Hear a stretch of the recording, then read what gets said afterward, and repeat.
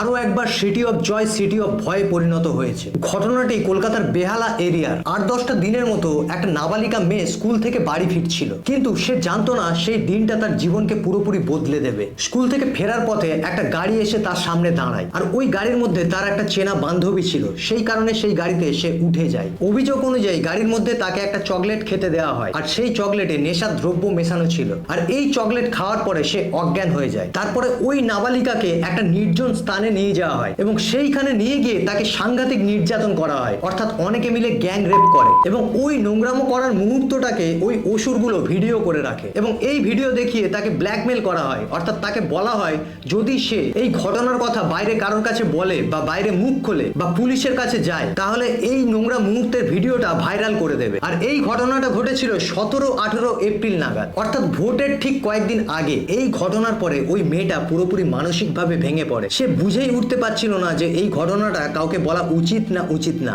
আসলে তাকে কি করা উচিত। এবং অবশেষে সে তার পরিবারের লোককে জানায় এই পুরো ঘটনাটা। এরপর তার পরিবার 20 মে নাগাদ এই ঘটনাটা নিয়ে সরসুনা থানায় অভিযোগ দায়ের করে। তারপরে 21 মেতে এফআইআর রেজিস্টার করা হয়। মামলা দায়ের করা হয়েছে পক্সো এবং অন্যান্য গুরুত্বপূর্ণ ধারাতে। পুলিশ এখন সিসিটিভি ফুটেজ খতিয়ে দেখছে এবং অভিযুক্তদের গাড়ির এবং অভিযুক্তদের খোঁজ চালাচ্ছে। তবে সবচেয়ে বড় প্রশ্ন এখানে, আমাদের কলকাতায় এইরকম ঘটনা কবে বন্ধ হবে এবং মিডিয়া কেন এই ব্যাপার নিয়ে কোনো কিছু বলছে না? আমাদের কেন কিছু আর্টিকেলস পড়ে তারপরে জানতে হচ্ছে এইসব ঘটনা? এটা তো কোনো সাধারণ ঘটনা নয়, এটা যথেষ্ট নিকৃষ্ট মানের, যথেষ্ট নৃশংস ঘটনা। তারপরেও কেন মিডিয়া চুপ হয়ে বসে আছে? এই ভিডিওটা শেয়ার করুন যাতে প্রত্যেকটা মানুষ জানতে পারে এই ঘটনা সম্পর্কে এবং নির্যাতিতা এবং তার পরিবার যেন জাস্টিস পায়।